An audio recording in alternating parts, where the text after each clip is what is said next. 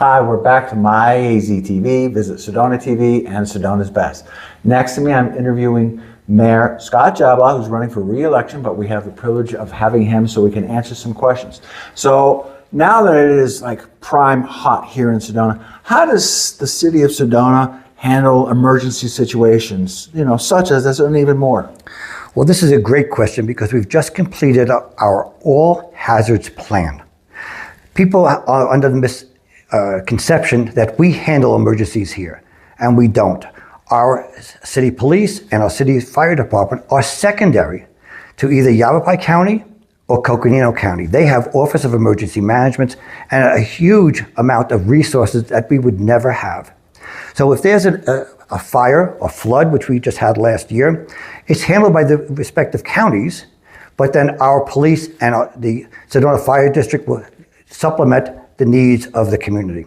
But what we did about a year and a half ago, we started implementing this all hazards plan. We did a lot of research, and we've actually divided the city into several different zones.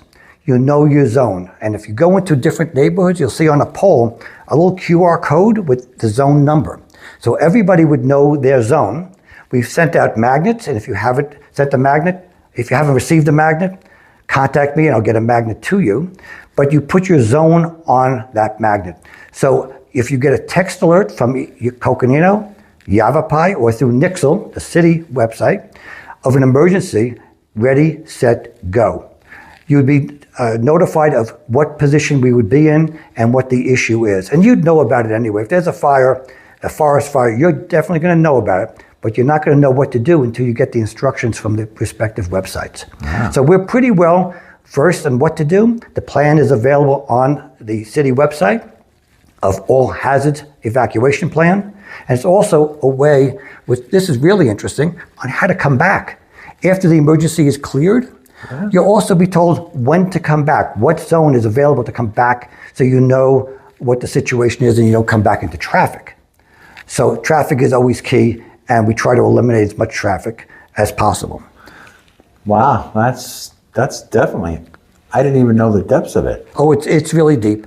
And with something just to let you know, Coconino County is working on putting in a loudspeaker system where everybody knows, or at least on the East Coast where I'm from, if there was a fire, there would be a fire horn that would go off.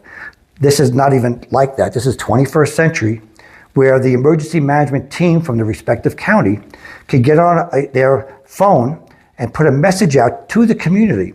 Zones 1 to 3, get ready for evacuation. And you'll hear that voice throughout that section of the city. We haven't put any of these loudspeakers in yet, but they're researching where they will be. And it would most likely start in Uptown and work its way down to the Chapel and then out west. All this is ever evolving, so it can change. It's a fluid plan. Nothing's in stone because you learn new things as you go along. So I'm really excited about it. That sounds exciting. Well, I've had the pleasure interviewing you today. One thing I did not ask you that I'd like to ask you right now, I know you're the mayor and I know you're running for re-election, but why? For those people who don't know, why? What makes you the qualified candidate? Why should we vote for you? Well, thanks for asking that question.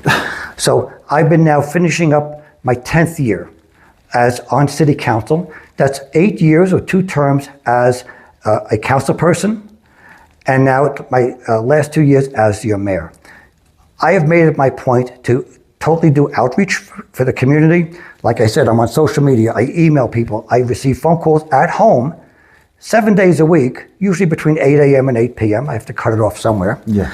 But I'm available to the public. But what I've also done is build relationships where none have been for many, many years.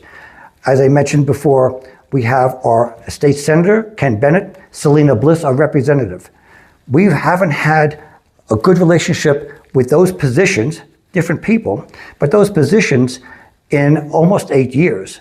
And that relationship building is very important to me. And I'm bringing all that experience and those relationships to stay here with me and our council. What's unique about our city council right now, we are all open to talking to people. We're all of the same mindset that we want to hear what the community has to say. So some people say, well, you need a change. Okay, but they don't say a change from what. We're fiscally responsible with our money. We do have a $106 million budget, but we're doing a lot of road construction. We're buying property. We're doing things to better the community, and it takes time. Sedona is still an evolving community, and it takes time to build up the projects, and it costs money. So I feel that I'm connected, I'm out there, I'm available to the community, and I always will be available to the community. I'm asking for your vote for re-election this coming July, and hopefully that will solve it. It won't go to a general election in November.